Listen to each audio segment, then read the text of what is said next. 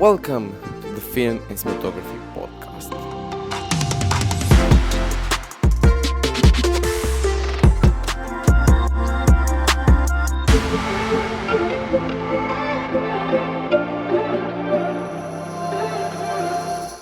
What's up guys, I'm Alex and welcome to a new episode of the Filmmaking and Cinematography Podcast. And today, let's talk about some basic filmmaking tips.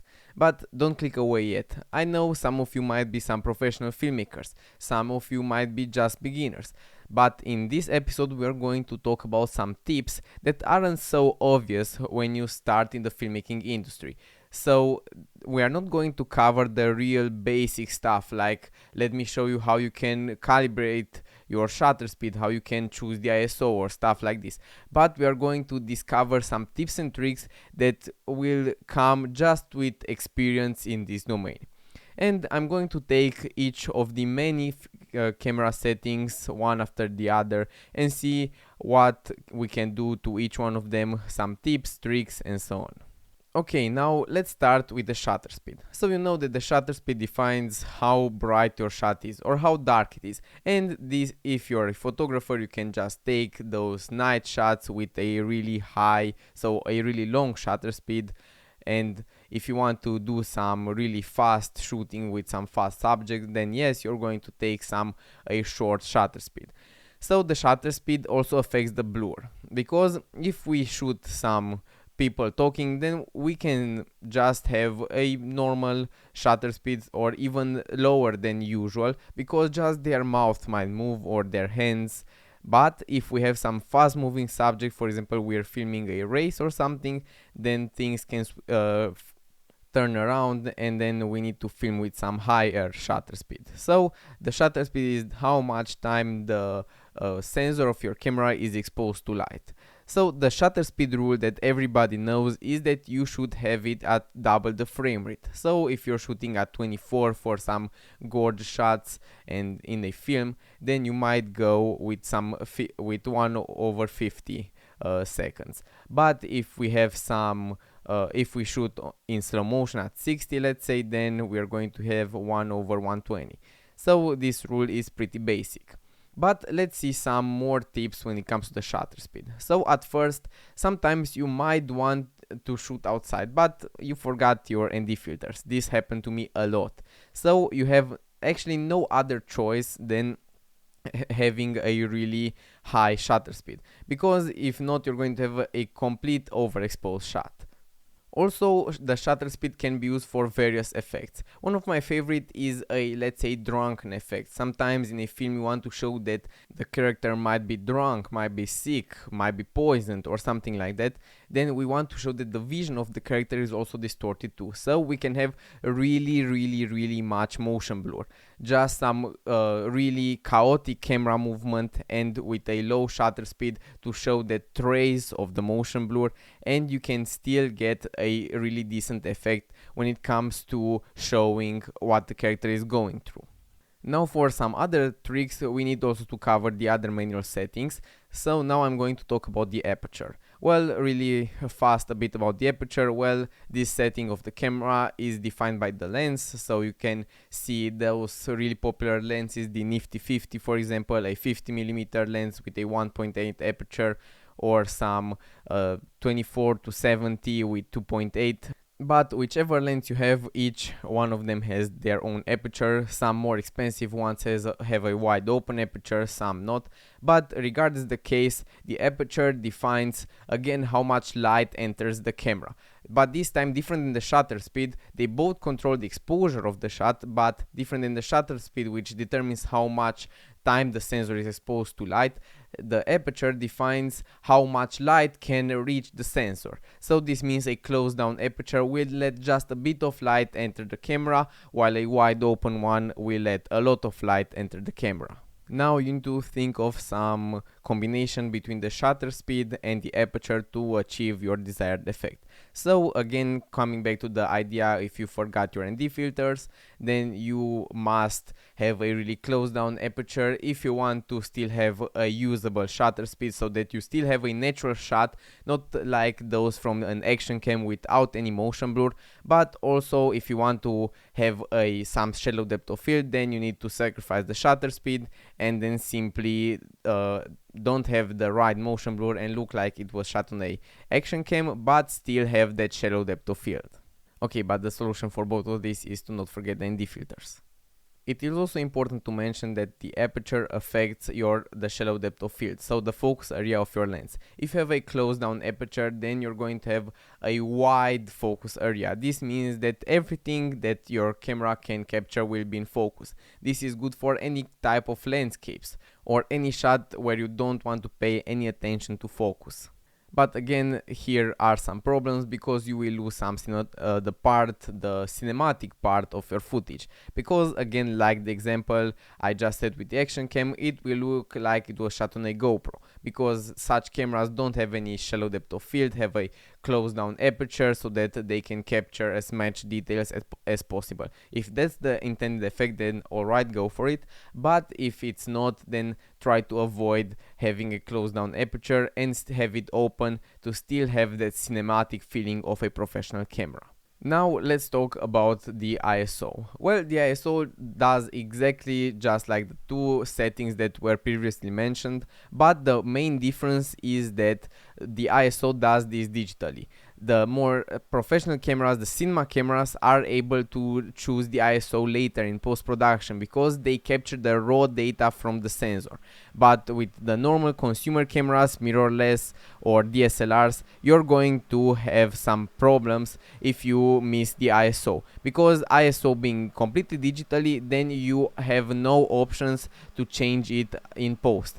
And also because it has no options to be changed after that, also the other two settings again cannot be changed after you have taken the shot, the ISO brings some more problems. So okay, with the shutter speed, if you miss the shutter speed, then you're not going to have some motion blur, but you can still bring the exposure up in post. The same thing with the aperture, you're not going to have the same shallow depth of field. But if you miss the ISO and have like an overexposed shot, then if you bring the exposure down, then you will be guaranteed that you have a lot of noise. And noise is something we don't want to have in a movie. Of course, again, if that's a creative choice, if you want to film like a movie that should look like it was filmed in the 80s, then yes, that's the trick.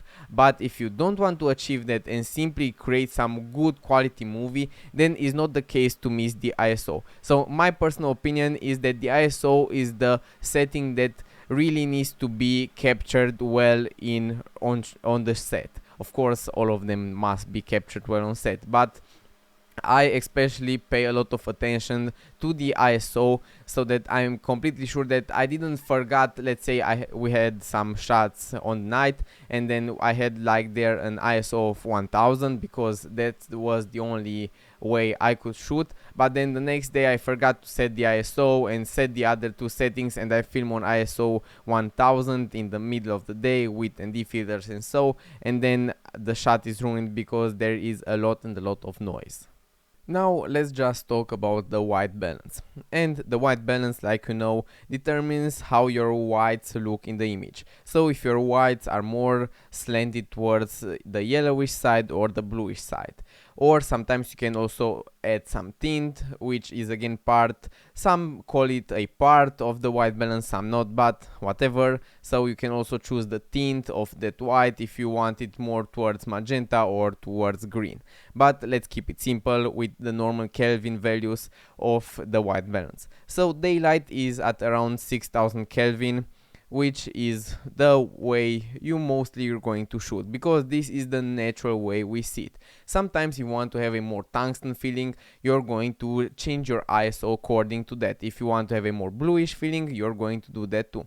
One trick I use a lot in my films is to not use sometimes RGB lighting, because RGB lights, let's say they are expensive. I have some, but for bigger sets there are not enough, so you can just go and use filters. But it happened to me a lot that filter just melt on the light, which is of course because I also purchased some really cheap filters, because why should I invest in filters? So just some really cheap 20 cent filters or whatever, so are not meant to be placed on this hot surface of the light. But whatever, sometimes you are just going to be stuck with some white light. So you have, like I said, two options: filters, but also one trick I love to use is for example with some LED strip, where you can just add lights, where you can just add filter on top of the LED strip, or you have a lot of small lights or practical lights, then you're going to be stuck with a white color or a yellow color. So one thing I love to do is to change the RGB lights and the lights with filter according to the white light, and then just switch the white balance to what color I want the white to look like. For example, if I need to have some really bluish tone, then I can just add some really powerful tungsten light somewhere in the scene, for example, I don't know, for a backlight, and then the subject will be lit up with a white light. Putting the camera then on the incandescent white balance mode, I'm going to be sure that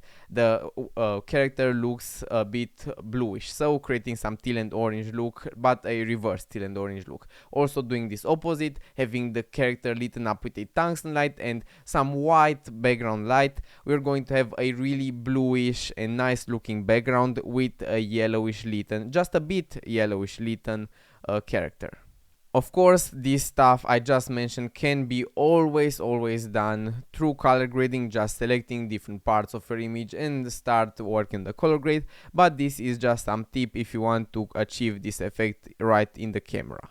But also, let's say that you're going to shoot some normal shots without any effects, like I mentioned before, creative styles. You want just to have some perfectly calibrated white balance. Then you might continue to, let's say, guess, or maybe through the experience you're going to immediately know based on the weather and the lighting, and so you know which white balance to choose, which Kelvin value or which preset you're going to choose. But if you're a beginner and just starting to work with the white balance and the manual settings, then what I recommend, and it is also what I've done when I first started out, is just to take a white sheet of paper. I also take the scenario of the film, which has some white sheets, and simply place it behind the camera, in front of the camera, or maybe give it to an actor, and he's going to take that paper, and I'm going to calibrate the white balance so that white of the paper really looks white, and this will guarantee you that you match the white balance to the most natural colors you can get. Now, after also the white balance has been cleared and you know what you need to do with this setting, let's also talk about the focus. Now you have two options, the autofocus and the manual focus. Well, with the autofocus, it depends on the camera brand, which determines which algorithms they use. Some camera brands have better autofocus, so faster, more sharper. Some cameras don't. But also it mostly depends on how many focus points your camera has. Usually DSLRs have less focus points, and overall all the cameras have again fewer focus points, and also cheaper ones. Some more expensive ones can have many focus points. For example, a cheap DSLR or cheap camera, whatever, can get to somewhere around 12 to 20 focus points, and some more expensive ones can get to 300, 400, even 500 focus points, which is really good if you want to take some really sharp pictures or some really sharp video in little time, so you don't have any focus out of focus moments in your video. About autofocus, the only thing I can say is that you should be sure on the focus area you have selected. So this means if you just shoot some stuff that comes in front of the camera, anything that you're going to shoot, I recommend sticking with the wide focus area, because it will capture the most important, the camera will figure out the most important subject and it will focus on that. But if you have some talking headshots and you might have a microphone in front of you, then I strongly recommend to have use tab to focus or have a selected focus point on your face, because it happened to me a lot in many talking headshots that the camera just made the focus on the microphone and you don't see on the phone or on a small screen. But if you go and see it on a TV or on a big monitor, then you're going to clearly see that the focus is on the mic and not on the face. So you're going to have a, let's say, slightly bluer shot. But now let's talk about manual focus. So about manual focus, the strongest and the most important tip I recommend is to turn on focus peaking. This is an option that all of the cameras have, even smartphones today. If your smartphone doesn't have it directly in the camera app, then there are a lot of apps like Filmic Pro or Blackmagic camera app. I don't know exactly how it's called, but that those apps can implement that feature in whatever phone you're going to use. But also most cameras have this feature, and this will highlight the, let's say, contrast areas in your shot. So if you're going to have focus on somebody's face, then you're going to see some lines around the contour of the eyes, the nose, and so on. So this will just highlight the contour points on the subject, which is really helpful on some smaller displays. Cameras don't have usually huge displays, and if you don't use your phone as a separate display or an external display, then you're not going to see perfectly if your subject is in focus if you're using manual focus. So I strongly recommend that you use this setting just to be 100% sure that what you want to be in focus will be in focus. Also, this will show you about the focus area. Sometimes you want to capture some extreme close-up of somebody's face.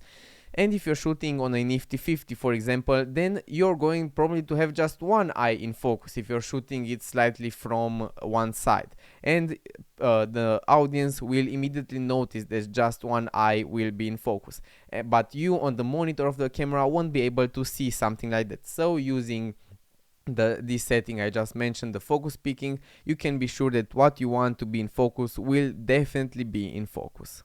So these were some of my tips, or some of my hidden, let's say, tips about filmmaking and the filmmaking setting, and I hoped that you have learned something from this episode and you're going to use these settings in your future film projects. But until then, I can't wait to see you on the next episode. But until then, thank you so much for tuning in, and I hope that you learned something new. Have a great day. Welcome to the Film and Cinematography Podcast.